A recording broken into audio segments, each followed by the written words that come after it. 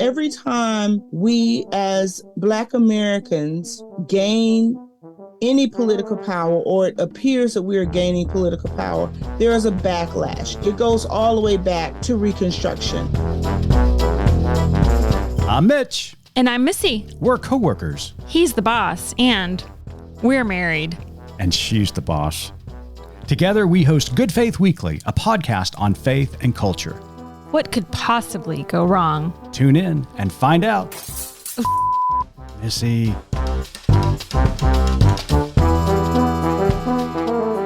Welcome to Good Faith Weekly. On this episode, Missy and I are going to catch up. Later on in the pod, we sat down with Evan Milligan, Shalela Dowdy, as well as Letitia Jackson as we talk about the most recent Supreme Court case before the court talking about voters' rights. It's going to be a great episode, so stay tuned.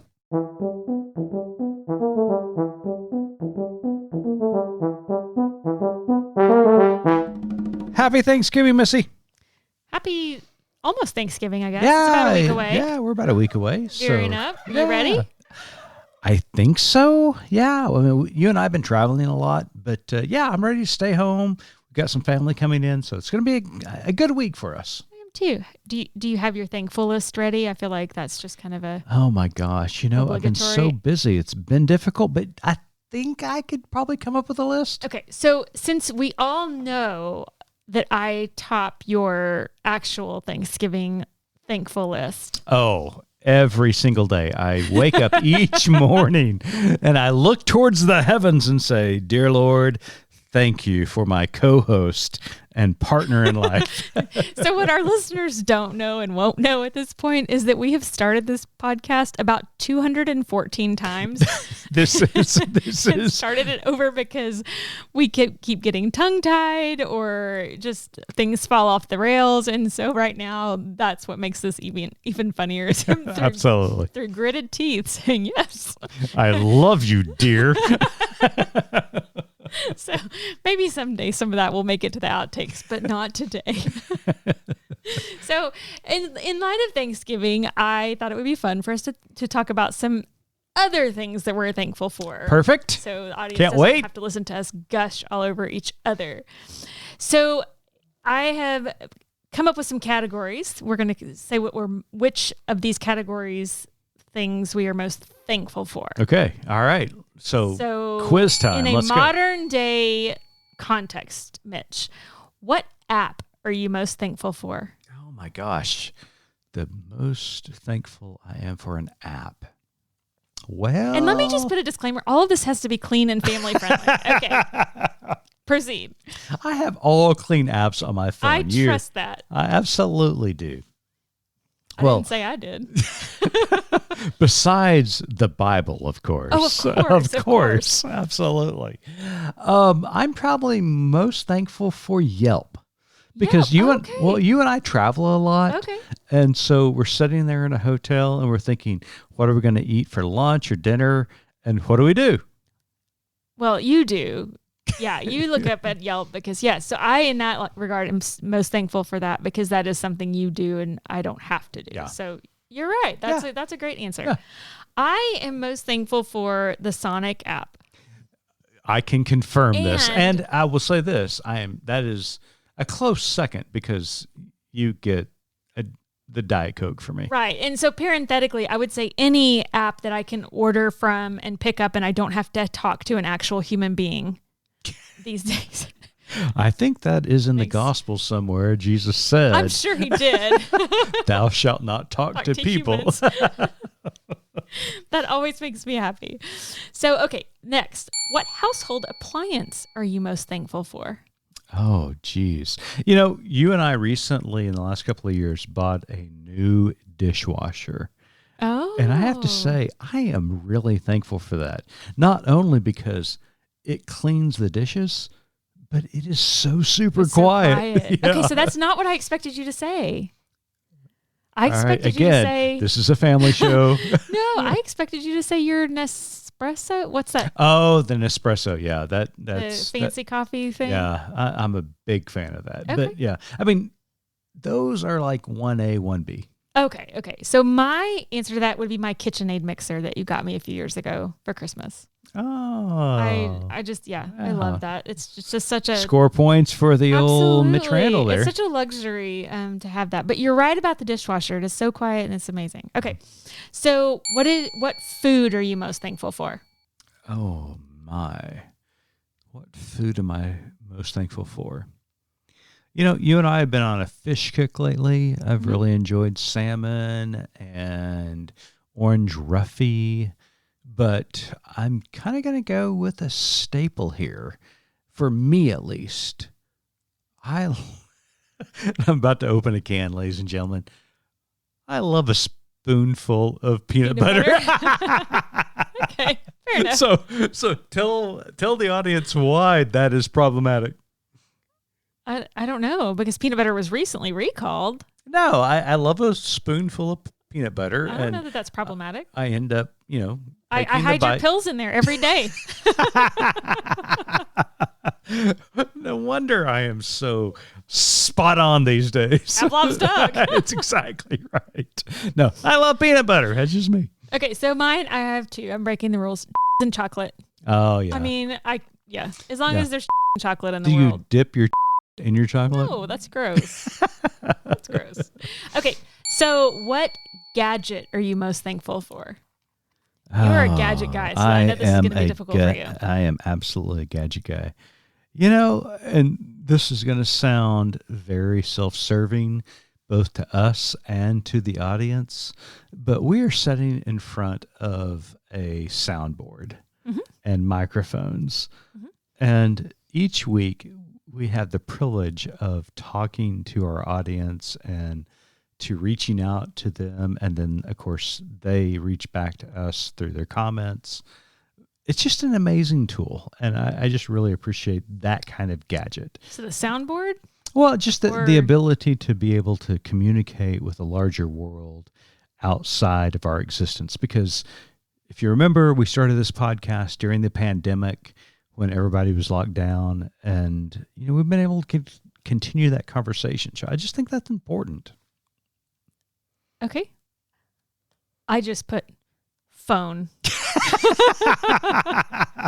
But you don't talk on the phone. You just text on the phone. And you order Amazon stuff on there. It all is related. That's what I'm saying. Our phones. I mean, because they're our connection to, like you just said, our connection to the world, and our connection to people. And I mean, I don't know how we would have survived 100%. The pandemic without that. So I guess it kind of is parallel. And the fact that you get to order food and not talk to human beings. And not talk to humans.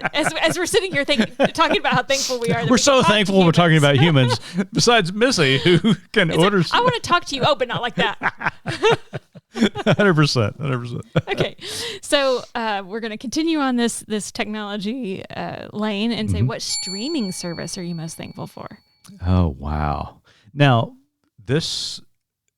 I love we live in an entertainment family. Our oldest son is in comedy, all about TV. Our youngest son loves shows. And so you and I, we appreciate all streaming services. But for me personally, and it began with the pandemic, growing up and in my younger days, I was a baseball guy. You know this. Played college baseball, loved baseball. I had gotten away from the game, and it was just totally irrelevant to me. It's kind of boring, but go ahead. I agree, and I don't want to argue that point. But during the pandemic, I subscribed to MLB.net, and you asked me why it's so boring, just as you said. And during the pandemic, I told you, it's the only thing that's live that I can watch. And I've kept that up. Yeah. And, I love the game just because of what it means to me traditionally, but it has to do with something that is live. The game always changes. You can watch a game and something new is always going to happen within that game. So believe it or not, it's still MLB.net. And why is baseball as slow and as boring as it? Why is it kind of just the feel good sport? I don't know. It's not. But you're talking about a culture. You're talking about Yeah, it is the American pastime from the standpoint it is a talking sport. You do not have to stay necessarily engaged the entire time. Football, I know you say it's slow. Football is even slower than baseball, believe it or not, because you got 10 seconds of action and then you're just kind of waiting for the next play. But baseball is chess and football is checkers. Oh, no. Folks, you can send that hate mail to Mitch at goodfaithmedia.org. Exactly, right. So how about you? I actually, this is confession, I don't know what streaming service I prefer most because I usually hand the remote to you and say, find this. All right. So let's go back a few years. The boys are younger. Mm-hmm. You had a hard time with the remote. Oh, geez. Sing the song that they taught you. Sing the song. Wait, I'm going to have to remember. What was the song? HDMI 3 for Apple TV. Push the button, you can see. And it was, what was it? HDMI 2 to watch the news. And there ladies and gentlemen, have Missy's technological knowledge. That's right. It's a wonder I can order a Diet Coke. Exactly. No, okay. So I would say right now, I believe my favorite kind of go-to shows when Schitt's Creek is on Excuse Hulu. Me? Yes. And I will say, since you talked about during the pandemic and since the pandemic, that's just, when you're down or when you're low, that's a show you can put on and it's just such a feel-good show. So maybe I would just say Hulu because I think that has shows. Anyways. Absolutely. Okay. Switching gears a little bit. What experience are you the most thankful for that you've had over the last year? This is very emotional for me. I think it would be for you as well. I absolutely hate the fact that we were in pandemic. But the notion that our 2 adult sons moved back with us and lived with us for a period of time is something I will cherish for the rest of my life. Mm-hmm. It's just something that you and I never expected, never thought was going to happen. But to have them with us is worth more than I can even imagine. Again, wish it would not have happened, but it did. And I'll just never think less of that time. Yeah, I would agree with that. For a recent experience, I would say, the extra, what was it, about 4 months total that they were both home together due to the pandemic shutting their schools down. That was as awful as the pandemic was.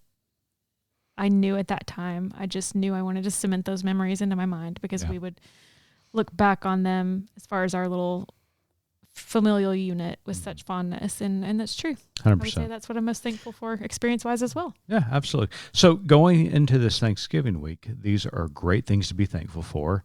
And after Thanksgiving, I cannot wait to share our most precious Christmas experiences and thoughts and memories. Fun. It's going to be a lot of fun. Absolutely. But until then, we want you to stay tuned because Missy and I sat down with some incredible individuals fighting for voters' rights. You're not going to want to miss this. Hey listeners, check us out online at goodfaithmedia.org and follow us on social at gfmedia.org. We'd love for you to subscribe, rate, and review the podcast. I'm new here and could really use the feedback, but only if it's glowing. Thanks for listening.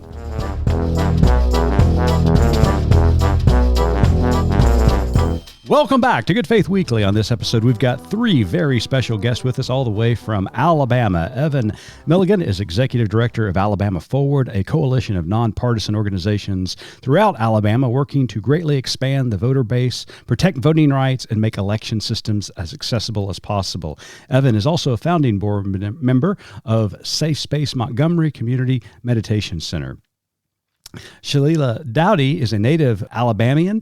She graduated from S.S. Murphy High School in 2008. She earned a Bachelor's of Science degree in American Legal Studies, pre-law, from the United States Military Academy at West Point in 2012. Additionally, in 2017, Shalela earned a Master's of Arts in Leadership Studies from the University of Texas at El Paso. She served 6 years in the United States Army on active duty. She is currently in the Army Individual Ready Reserves, where she holds a rank of captain and the position of Military Academy Liaison Officer. Additionally, she is the president of Stand Up Mobile, a nonprofit that does work centered around voter engagement. Letitia Jackson is president and CEO of Tandeka LLC. Tandeka is over 35 years of experience in successful public policy advocacy, government relations, authentic community engagement, health equity, strategic planning, and coalition and capacity building for non-governmental organization. Jackson is skilled in grassroots organizing, authentic community engagement, health equity, crisis communication, and strategic planning. Wow, the three of you are really impressive. Welcome to Good Faith Weekly. Welcome. Thank you for having us. Yes, happy to be here. Oh, great. Well, hey, all three of you are a part of a very important case. Merrill versus Milligan, known as Milligan v. Merrill in lower courts, involves a claim brought by black voters challenging Alabama's congressional map drawn in 2021 for violating Section 2 of the Voting Rights Act of 1965. And this case has already gone before the Supreme Court. And so before we start asking questions, let's just give a round of applause for the incredible work that you have done so far. Thank you for standing up for voting rights. Absolutely. So Letitia, let's start with you. If you wouldn't mind, for those of us who are not in the legal world, just give us an overview of the case. Our case primarily is about the fact that the state of Alabama during redistricting drew the lines that basically crack impacts Black populations and communities of interest in several different congressional districts, and give us only one congressional district that is a majority Black district, or give us the greatest opportunity to be able to elect a representative of our choice. And because the population of Black African Americans, Black population, Black citizens in the state of Alabama is 27%, we believe and feel that we should have at least two congressional districts where we have an opportunity to elect representatives of the representatives of our choice out of 7. We have a total of 7 congressional districts in the state of Alabama, and we have only one that is our minority district, where we have an opportunity to elect a representative that can speak to our interests, that can represent us, that understands us, that knows our community, that knows our citizens. Love that. Now, Evan, you are a named plaintiff in this lawsuit. And so tell us a little bit about what compelled you to be a named plaintiff, and while the lawsuit was filed, and while you have seen this through, why are you so passionate about this? Because Alabama has a really significant issue with retaining, people who are born here, who spend a lot of time, have a lot of energy and dedication and commitment to their communities, and have great leadership potential. Every year, people that are actually born in the state leave the state in great numbers in comparison to places like Georgia or Texas and other southern states. And one component of that is you have people like Shalela, for example. When you read her credentials, West Point graduate, Army captain, she's in law school part-time, she coaches track part-time, and does civic engagement with Stand Up Mobile. Why wouldn't this be a person that you want to have a trajectory to continue growing as a public servant? And there are many people like her that I've known. I'm 41, so over the years doing mostly activist work in the state, I've seen countless people who have amazing potential, selfless, great ideals, people that like to pass the ball. They like seeing their teammates win, and they inevitably will hit a ceiling here in terms of what they feel is possible as far as policy, advocacy, and certainly leadership. So adding a congressional district that features, that having a second opportunity district where Black communities can elect the candidate of choice, that won't solve all those issues, but it does create a pipeline that can address some of the issues, and it does offer more chances for leadership development, both for aspiring candidates and the sorts of advocacy groups that tend to become involved in those types of races, but also for the electorate as voters, when we're able to learn how to adjust our preferences and our calculations to decide who we want to support during a congressional race. It asks us to develop a different level of analysis. If all we have are city council races and maybe mayor, maybe county commissioner, well, our political factions that help produce the outcomes of those elections never evolve past a certain point of the game. And so that stifles not only the development of individuals, but it stifles the development of entire communities to really think about the future trajectory of their state and of the communities and their counties and regions of this state. And those are things that are unfairly denied many Alabamians solely because we're Black. And we're in 2022. There are many things that we need that energy. We need that talent. We need the leadership. There are many reasons why we need to expend our energy in other ways other than asking people not to violate fundamental principles of democracy. There's climate change, there's infectious disease, there's rise of political extreme. There's a lot of things we should be focusing on. Respect our right to vote should be something that we could have closed the door on that in 1965. And so I am passionate about it because it's disrespectful for us to even be using our energy in this way. But because we're from this state and from these communities, we are going to continue doing this advocacy because that's the lineage that we're from. That's the legacy of our traditions, and we're not going anywhere. So if the state won't accept that, then we have to continue to do litigation every year, continue to do organizing and the sorts of things that we're going to talk to you about today. But we would much rather be talking about astrophysics and unique childcare. Right. The fact that we're stuck here is really a part of the problem in and of itself. Yeah, and Shalela, Evan brings up an incredible point because, the Voting Rights Act was passed in 1965, and here we are decades later. Why do we continue to have this battle? That you would think in this day and age, our legislators, our fellow citizens would want more and more people participating in the active democracy and encouraging them to vote. But instead, it seems as though there is this pressure to try to oppress the vote.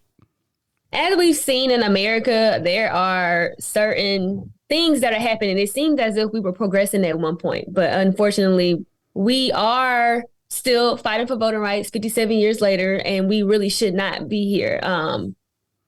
The Voting Rights Act was passed before my mother was born. And here we are 57 years later, and we're still going through the process. But I would say we've had numerous states across the country pass bills and introduce legislation that falls within the realm of voter suppression. Alabama itself, we have voter suppression tactics in place concerning voting. We don't have early voting in our state. They cut off voter registration 15 days before the election. Okay, wait a minute. Let that sink in. Did you just say that the entire state of Alabama does not have early voting? No, we do not. We have in-person absentee, so you have to provide an excuse when you vote. And so we do not have like the 2 to 3 weeks of early voting that other states have. So that contributes to our state having low voter turnout. We just had the lowest voter turnout on November 8th. The turnout was the lowest that it has been in 36 years. And if we were to have something such as early voting, as you're out in the streets and as you're engaging people, you can tell them, hey, go to the polls to vote today or tomorrow. You're not limited to that one day of voting that we currently have in place in the state. So I'm not surprised that we are here and that we are still fighting this voting stuff and the redistricting stuff, it's all tied to certain people trying to keep a hold of power within our country and within our state. So it's not surprising, and it's a multi-step battle. So outside of making sure the districts are drawn fairly so we can go and make a fair and adequate vote, we also have to continue to organize and advocate for other changes to be made in our state centered around voting.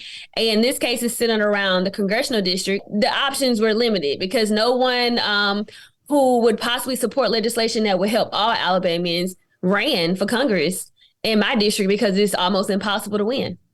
And so I say it's a reminder of those who did the work before us in 1965. They laid the groundwork and we're just picking up the baton and we're still carrying on. Ooh, I love that. I love that. So, Can I add to that? Yeah, of course, please do. I think one of the things that we really need to highlight in this is every time we as Black Americans gain any political power, or it appears that we are gaining political power, there is a backlash. It goes all the way back to Reconstruction.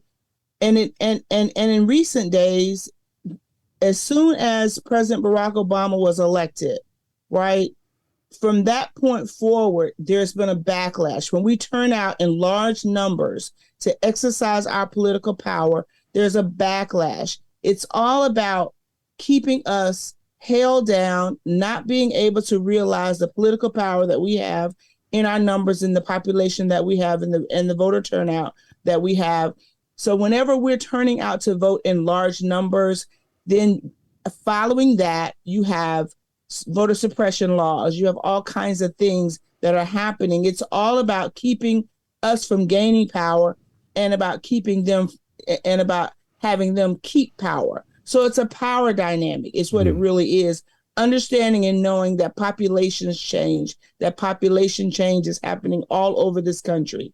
That and I call it, and it's been called the browning of America. And that's, I think it instills fear. And that's why fear politics, fear-mongering politics have been so successful, because it's about fear of really losing power and us gaining power. I think the folks that you talked about who are trying to oppress the vote, let's just call it what it is. It is mainly white males that still hold on to these white supremacy views. And that's what we're dealing with. It is the echoes of Jim Crow, the echoes of Reconstruction, the echoes of slavery. And it continues to, this is just a new alliteration of what we've been dealing with since the beginning of this country. And it is the suppression and oppression of our Black brothers and sisters. And Letitia, you spoke to this just a moment ago, just about this is a continuation of what we have experienced here in the past. So if that's the case, what can we do to stand up to these powerful individuals and demand? I mean, I know we're at court. I know you've argued before the Supreme Court, and I want to hear about those arguments. But what can we do in the streets to stand up against this kind of oppression? Evan, what do you think? Well, I don't know that it's only white nationalists, like men that are a part of. No, it's a system. It is a system. You do have that contingent on the far right that are, and there has been a marked public kind of unveiling of white nationalist infrastructure over the last 7-8 years, really. If like, let's say last 15 years, it's been more overt, mainstream, and things of that nature. But we also have people who, particularly in our part of the country, there's a polite, passive acceptance among some white conservatives because they don't want to challenge authority within their own communities. That there's a benefit analysis for many white women even.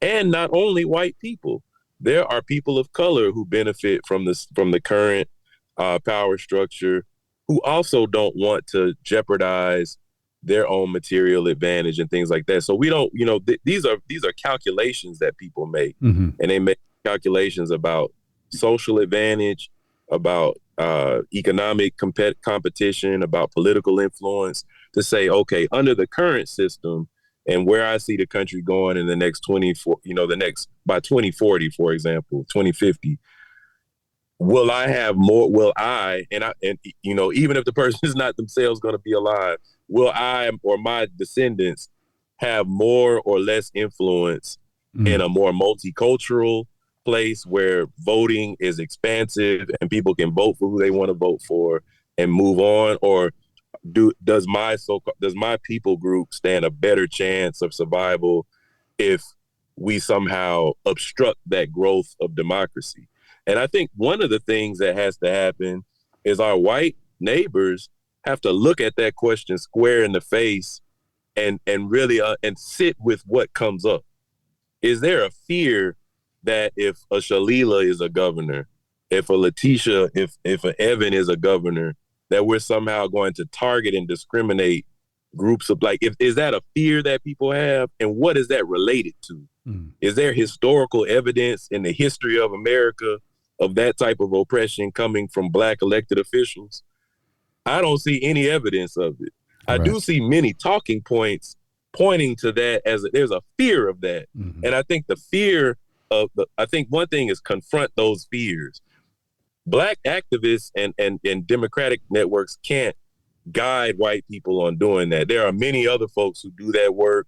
And there are even some Black activists that actually have written some. Ruby Sales has written some things.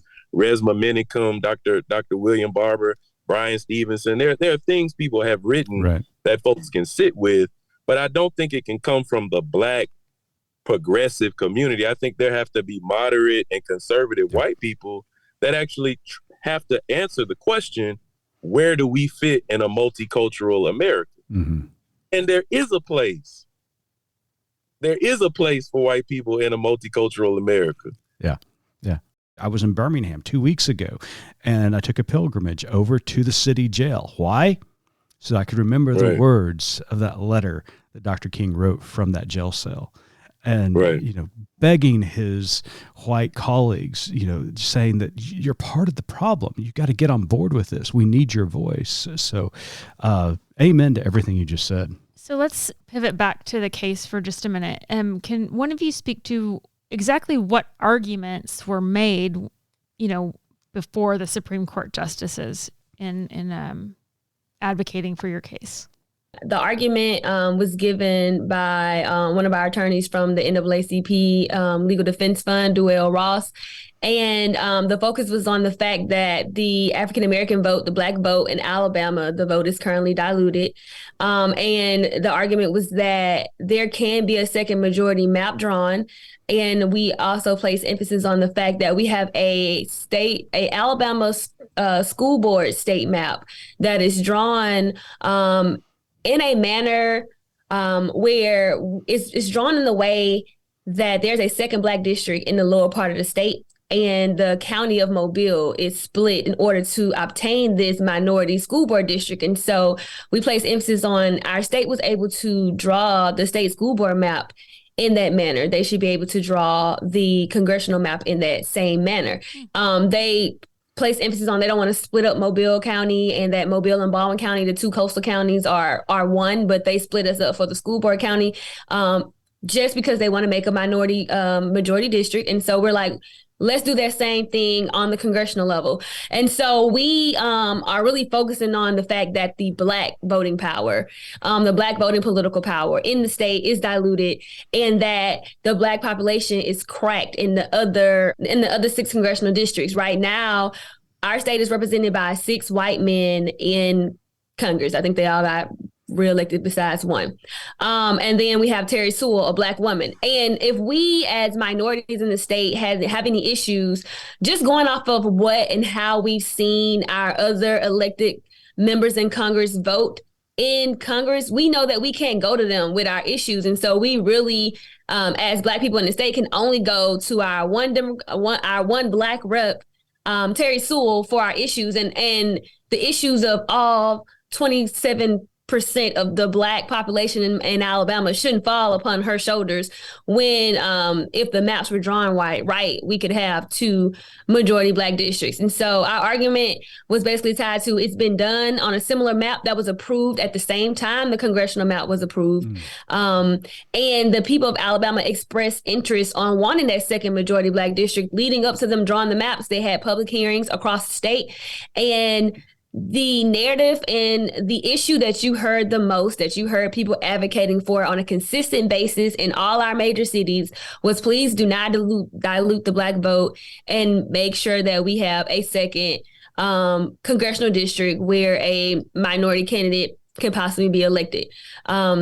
And so that was the argument. And the argument on the other side was basically that our vote isn't, the Black vote isn't diluted. And we have the 1 congressional district.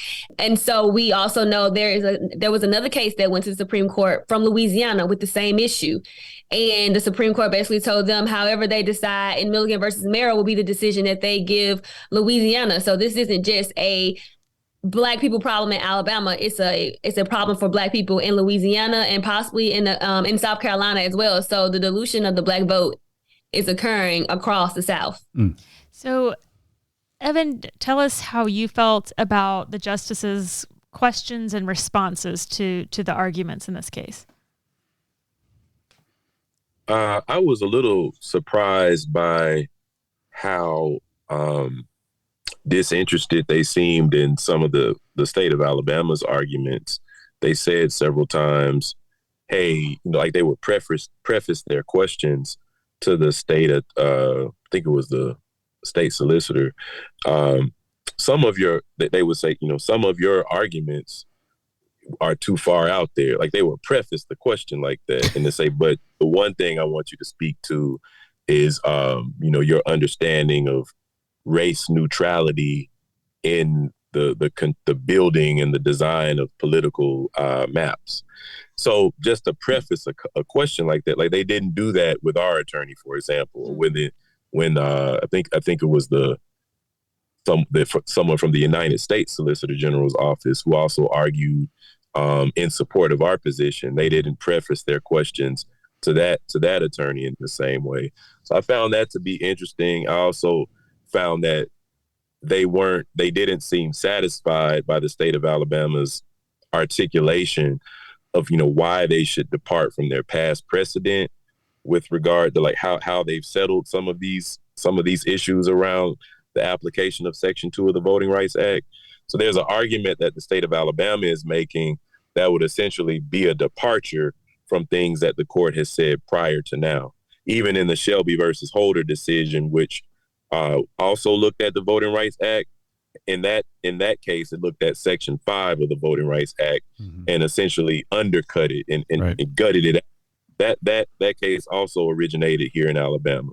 But in the majority opinion of that case, they said part of the reason that we don't need Section 5 to play the role that it's playing is because we have Section 2. Section 5, it involved pre-clearance. So that meant that the Department of Justice had the authority to review political maps drawn by Southern states before they were implemented to basically, to pre-clear them or not, to say this passes constitutional smell test or no, go back to the drawing board. Right. So we don't have that function anymore. And in the opinion for that case, they're saying, look, Southern states have evolved. We're not in the 60s, but let's say I'm wrong. Even if I'm wrong, we have Section 2. Because in Section 2, if there are certain violations going on, citizens can litigate. They can raise claims. And so that's what we did in this case. So, and that's why we won at the lower court, where there were 3 justices, 1 from the 11th Circuit Court of Appeals and 2 from the North Alabama Federal District, all appointed by Republican judges, and 2 of them were appointed by President Trump. They ruled in our favor unanimously and said it would be overwhelmingly likely that if we took the case to trial, we would show that the state of Alabama violated Section 2 of the Voting Rights Act on the basis of the court's prior rulings on how to actually apply a Section 2 analysis. So the state of Alabama is coming in and saying, well, what you said about application of a Section 2 analysis is wrong. And the court didn't seem to buy their argument, which was surprising to me, because you have on the court right now several justices that have written extensively about their discomfort with the Voting Rights Act. So it seemed like this was serving them up an opportunity to actually push the envelope and look for a legal theory that would give them the justification to narrow the space for the federal government to intervene in terms of local electoral, systems. And it didn't seem like, at least publicly in the room that they were given the argument from the state. That surprised me, honestly. And then the other thing I'll say that was surprising was the exchange that Justice Jackson had with the state of Alabama around the state's argument about using race in consideration of political map making violates the 14th Amendment of the Constitution. Mm-hmm. And she basically used what they call originalist argument. And this was popularized by Justice Scalia and mm-hmm. Justice Thomas, who have the intellectual anchor. Rest in peace to Justice Scalia, but Justice Thomas living on. Right. They have the intellectual anchor of the court right now with that type of thinking. And she used that as a framework to say, all right, well, if we're talking about what the founding fathers said and what the people who passed the amendment said, if that is the argument we need to focus on, then let's look at what was being said when the 14th Amendment passed. Mm-hmm. And they were explicitly focused on race and on the quality of life and the treatment of formerly enslaved African American people. So, and that's written in the congressional testimony leading up to the passage of those amendments. There's, countless evidence that she supported in her argument. So that was a show, that was a moment that seemed to almost be like a Hollywood moment. But it was profound to me to think about how in the history of the Supreme Court in this country, there are so few moments where the court is actually looking at race in that way and mm-hmm. its relationship to the 13th, 14th, and 15th Amendment. Right. So, those were the two things that I was thinking the most about that day. So, Letitia, I want to ask you this. I mean, the court has not issued a ruling yet, and I'm not asking you to make any predictions, but how are you feeling about what might come from the Supreme Court when it has to do with this case? And then overall, do you think there's going to be a continuation of the dismantling of the Voting Rights Act? So I am an eternal optimist. Good. And the reason that I am an eternal optimist is because the alternative is untenable to me, right? So I agree with Evan in his characterization of what we witnessed at the Supreme Court. If I were to put all of my hope into what I heard in the case, in the trial, with the questions that the judges were asking, the answers that they were receiving, I would say that it should be a slam dunk. That it should be if the ruling is in line with the rule of law, in line with the precedent they've set over many, many, many decades, then it should be a slam dunk. I mean, and even Justice Sotomayor said that, in during the argument, that it should be a slam dunk, that this case and those maps violate, Section 2 of the Voting Rights Act. Right. So I have felt all along, and I've said this, and my colleagues with me here will tell you that I felt all along that that we stand a really good chance of the rule of law winning in this case. And I hold on to that. I believe that. I do believe, however, if the alternative happens, the Voting Rights Act is an empty vessel. We will have no Voting Rights Act. Mm-hmm. We will be in a position where Black political power is non-existent, and other states will follow Alabama. So I think that for us, for democracy, we have to win this case. This case should be settled based on the law. If it is settled based on the law and based on the precedent, we win. So I can't imagine. I can't even imagine it going another way. I refuse really to imagine it going any other way, because I know that once that happens, where we are. But I also know that no matter what happens in this country, no matter what happens in this particular case, that we will continue to fight. We will continue to strategize. We will continue to organize. We will continue to vote. And we will continue to, our population will continue to grow. And the trajectory that we're on, not only in Alabama, but in this country, cannot be stopped by one Supreme Court ruling. We will, and we can, and we will continue to rise. We will continue to fight. Our ancestors fought with far less resources than we have today, and they got us where we are now. We are not going to stop. We will never let this one thing stop us. We will continue. We will continue. We are not going anywhere, and we will continue to grow. So I think that we will continue to be a force to be reckoned with. Young people. One of the things that I said about this case is it has given us an opportunity. This case, as well as Dobbs and some of the other rulings and things that have happened both at the state and federal level, has given young people the opportunity to see the rights that they have enjoyed from the day they were born can easily be taken away from them. I think that it is the one of the things that have really caught their attention, that have shaken and awakened them. And it is evidenced by the way that young people turned out to vote in this midterm election. And I don't think that it's an anomaly. I think it will continue. So I think that the next generation, the current generation, is going to continue the fight. And we will continue to fight. And we will win this fight. I love the optimism. That's what a great word of hope to end on. Well, Evan Milligan, Shalela Dowdy, and Letitia Jackson, thank you so much. Just listening to you talk, I remember the great words of John Lewis, who said that voting was almost sacred, and you are continuing his legacy. So thank you for all the work you're doing.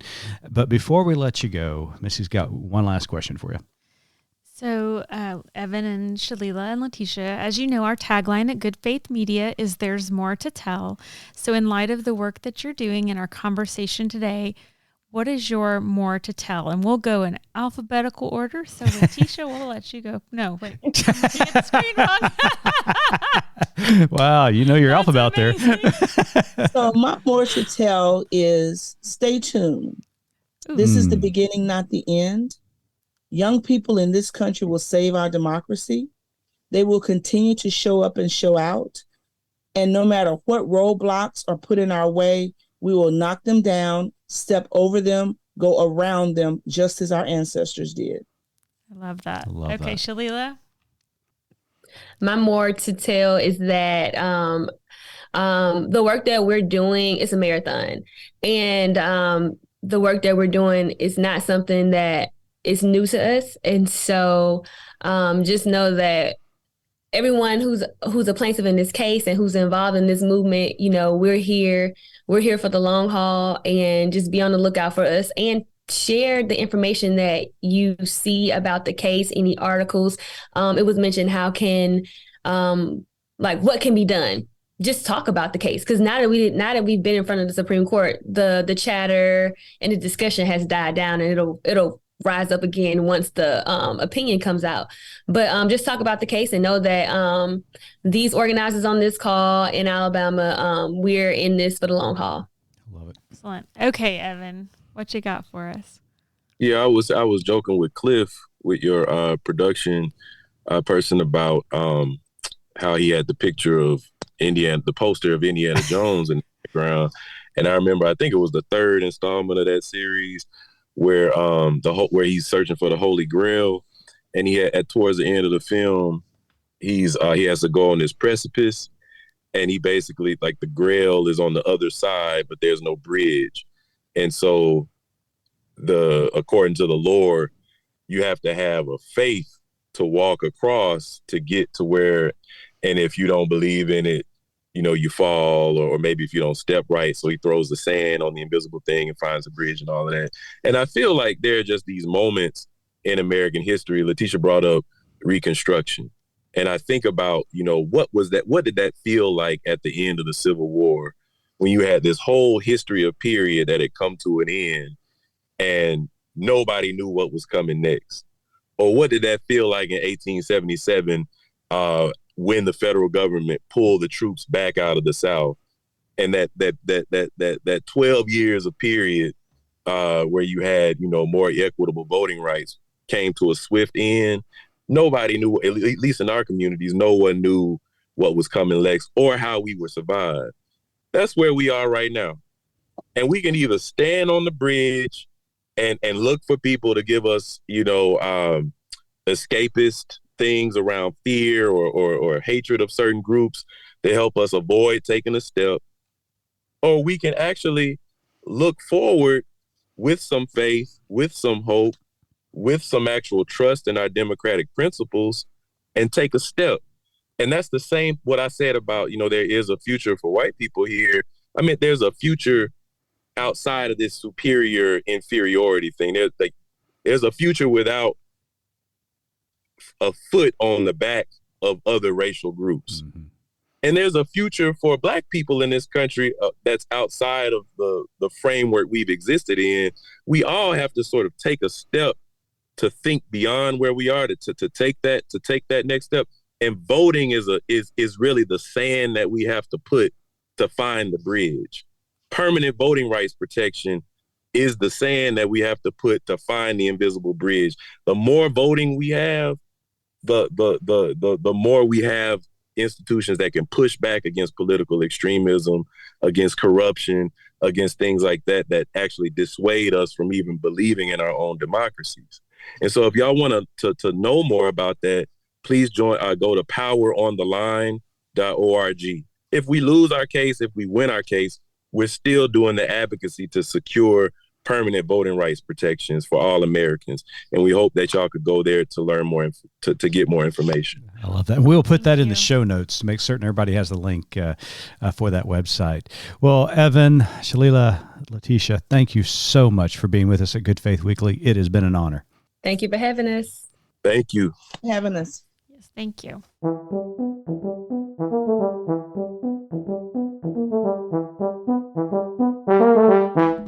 Missy, what an important conversation that we just had about voters' rights.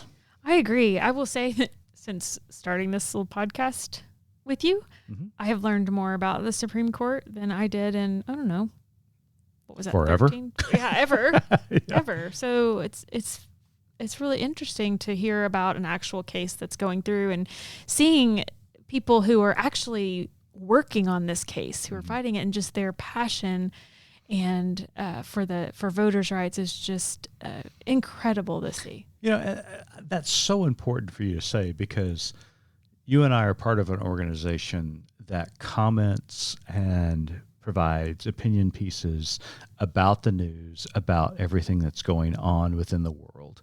And that's important. I mean, it really is. We offer editorials that discuss what's going on, try to create theological parameters to interpret what's going on.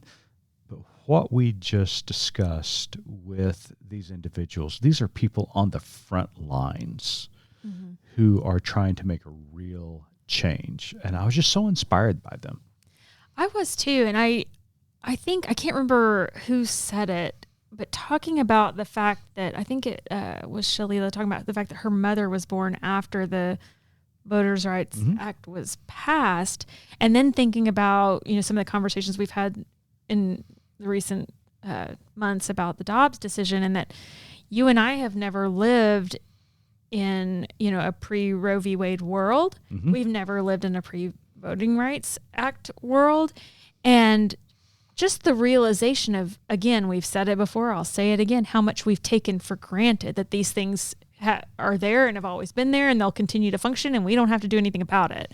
And like Evan was saying, he said, we have to continue this work no matter what the outcome of this case is. We will continue this work. But at the same time, there are all these other issues that are also on fire that we should be able to focus on. And the reality is it is such a shame that this is a drum that we are still having to beat, that voters' rights are, for everyone and they need to be protected for everyone. That should not be something we are debating in the year of our Lord 2022. And yet here we are, and we're still having to bang this drum, and we're still having to get the message out that everybody deserves and has the right to vote.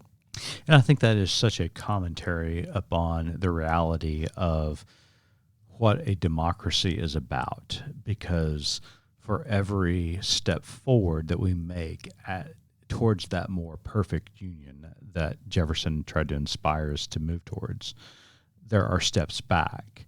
And I remember the late John Lewis talking about, we have made such great strides in civil rights, but at the same time, there's so much more work to do, because those in power, the most powerful systems that exist within our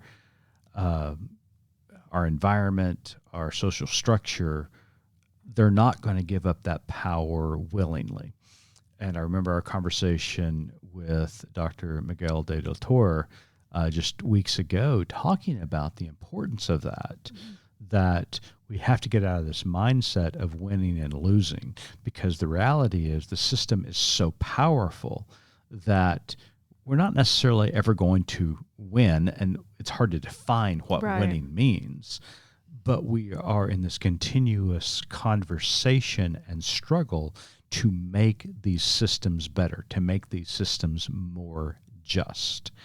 And when I heard from our guest today about not only their struggle, but their fight for justice, and in particular voting rights, it just reminded me that this is a fight that is never going to cease. We're always going to be involved in it. We always need to be fighting for this. And the reality is, this is Jesus' kind of work. Right. Jesus never promised us a sweet by and by necessarily. What he did promise us is this struggle and this journey for a better world as it is in heaven. We always want to remember that incredible prayer that he taught the disciples, seeking the kingdom of God here on earth as it is in heaven. And so we're in this constant struggle for justice and for equality, and it's just never going to cease. So, I mean, what these individuals are doing, what Evan and the rest of them are doing, is kingdom work. It's Jesus work. It's gospel work. It really is. I just was floored. I know you and I both were mouth agape when we learned that Alabama does not have early voting. What the holy heaven? And so, yes, it just reminds me, it is so embarrassing, reminds me of the privilege, the naivety that I have been able to exist and navigate this world within, this bubble that I hate that. I live by the when we know better, we do better. And I'm trying every day to know better and do better, and to realize that complacency is just not acceptable. Mm-hmm. Like you said, we have to continue to fight for these things, because if we don't, and I think we've seen over the last 50 years where we've just assumed that was always going to be this way or that, or like, okay, we signed this one thing, so that's over and done. And know that there are people and systems at place in the world that will continue to try to gain control or keep control or get more control or whatever the case may be. So yeah, we were just both shocked to hear that, and I'm embarrassed that I didn't know that. And so we'll be looking for ways to be better and do better and help and support the efforts to expand voting rights.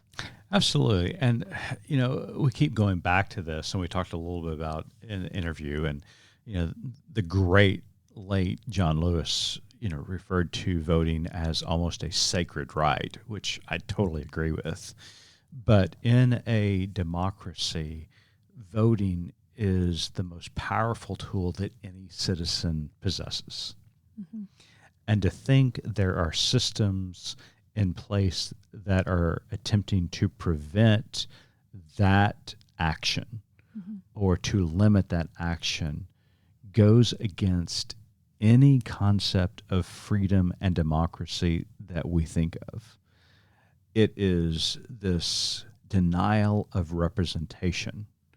And when we think of denial of representation, we're also thinking of denial of human existence. Because if you do not have a right to vote, then what they are telling you is you do not have a right to exist. And that, or maybe not to exist in a way that I'm not defining you. Exactly. Like you can exist in such a way that I will allow you to exist in this world. There you go. Absolutely. And so that is what we're fighting for. That is what is so important in this discussion, whether it is the voting rights of people of color or minorities in this country, or whether it is the acknowledgement that based upon sexual identity that you do not exist as a person. Mm-hmm. That it's about personhood. It's about representation. It's about how does God create you and see you and relate to you. What we want to do in this country and what we have historically done in this country is we have tried to define that. We have tried to interject our own understanding of what that means. And therefore, we subjugate and oppress individuals who are different than us. And that we say God relates to those who are privileged, those who look like us, and those who are privileged like us. But God, while he or she relates to those who are different than us, we have a special relationship with the divine. Mm-hmm. And that totally goes against the overall theological understanding of the Imago Dei, made in the image of God. Because it doesn't matter who you are. It doesn't matter what color your skin is, what your sexual orientation is, what socioeconomic status you find. You are made in the image of God, and God loves you exactly the way you are. Therefore, within humanity, based upon Jesus' teaching, love God and love neighbor, you have full equality with everybody else. That's a good word. Well, thank you. I appreciate that. Well, we will be following this case and the Supreme Court as they issue a ruling, which I believe I read wouldn't be till the spring or maybe summer. Right. Clearly, expediency is their strength. I'm sure they have a few things going on. But I have a few things going on, and makeup the court is the way it is these days. So we'll see what happens. So we'll keep our eyes on this and be sure to discuss it once that is handed down. But we hope that our listeners have enjoyed learning a little bit from those who are directly involved with this case and spoke, so inspirationally to their mission and their fight for justice. And we just were cheering them on and supporting them. And we look forward to seeing what comes next. Absolutely. And we look forward to seeing what comes up next. True. But there's going to be a decision, and we already talked to all three interviewees today. They're more willing to come back and talk about this case after a ruling has been issued. But this is an extremely important topic for us as a democracy. So stay tuned. We hope for the best. But until that ruling comes, there is one ruling that we can all agree upon, Missy, and that is we wish everybody a happy Thanksgiving. Absolutely. We will be back for a little post-Thanksgiving episode next week, right? Absolutely. Okay. I've got my big pants ready to put on. And your stretchy pants. Got my stretchy pants on. Excellent. Yeah, ready to get after it. So. Okay, so we will talk to you all next week. All right. Take care.